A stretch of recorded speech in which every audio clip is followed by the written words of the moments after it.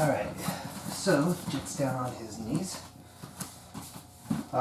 So again, we've talked about this a little bit, in that when we begin and we clap in and all that, if we both get like really tall here, going up on your knees and like try to knock each other over like this, again, this is a battle of whoever is biggest and strongest. And so if Jet gets tall, you notice if he wants to get as tall as me, he has to narrow up his base, right? And so it becomes very easy for me to start to knock him over. You see how much he has to go there? So what Jet was doing earlier to kind of defend this is he actually started to sink his hips down. Now I can't go anywhere quite as easily because now he's starting to get rooted in the floor.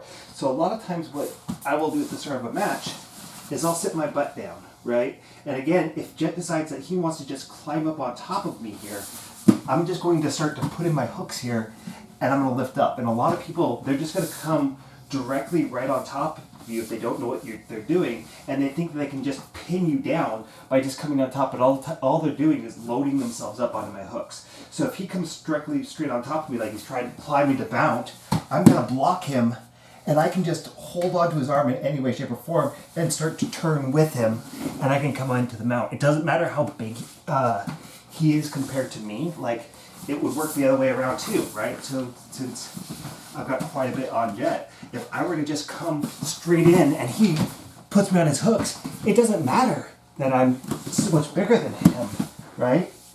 It still works as long as I can't post.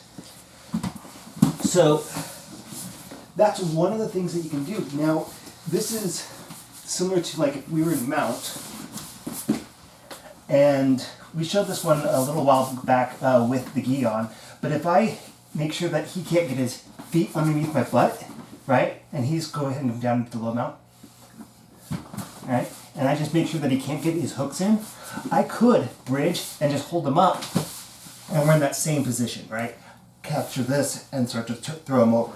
If we were in guard, right, and Jet posts a leg up, boom, I get this hook in, I get rid of this post, and he becomes very, very easy to knock over. So, regardless of what your situation is, and whatever size difference there is, if you can connect your body to your opponent in one way or another, like this could be the very opening here, is I just get my hooks in, I dive under, and just give him a big hug, and then we're connected. So if I start to fall back, I bring him with me, and it becomes very easy for me to start to take him over. Right? So just kind of basic ideas about starting. Now, if you didn't want to play that game because maybe you felt like your hook game wasn't as strong as it could be, you could just sit down and when he starts to come in, just let him fall right into your closed guard, which is where we're going to be talking about mostly here. Now, in a no-gi situation, if I start to try to grab Jet's wrist here, he's just going to pull it out, right? So if I have a good grip here and he just slowly tries to pull it out like that, I can follow, right? So most people are just going to, like you're going to do fisting and you're just going to whip it right out, right? Big jerk, right? And that's going to be very hard to hold on to. And he's also, when I start to come in for the grip, he's not going to keep his hand there. He's going to try to get it out of the way, right? He's not going to let me get that grip. So in order for me to get that, I want to go to the joint that can move less, right? So if I grab at the elbow here first, if he tries to pull one of those arms away, it actually becomes a little bit harder. I can track it a little bit easier. The next joint up is going to be the shoulder and the neck. So what I'm going to do is I'm going to get rid of the posts here, draw my knees into my armpits, my heels into his butt, and I'm going to break his posture down. Now I'm connected to him. Now if he tried to whip something out and get rid of this grip, it's going to be very hard for him to do because I'm connected to his upper body here, right? And so if I wanted to go to that wrist grip, maybe because I wanted to go to a butterfly guard or something like that, I could go from here, I could slide down, and now it's going to be a little bit harder for him to start to pull that out, right?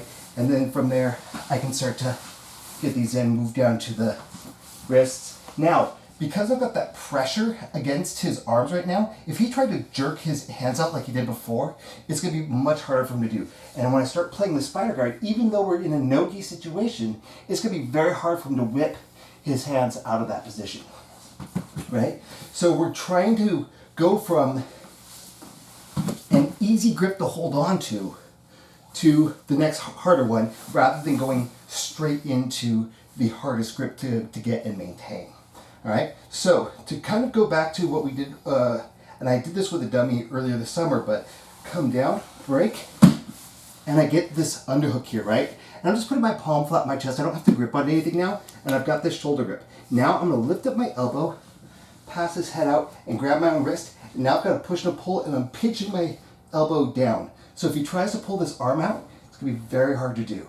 So from here, I can start to cut my angle and maybe start setting up the armbar there. I could use this leg to clear that other arm so I can come up for a triangle. I can start working on the omoplata there from there. So let's go ahead and get into that just a little bit more here in a second.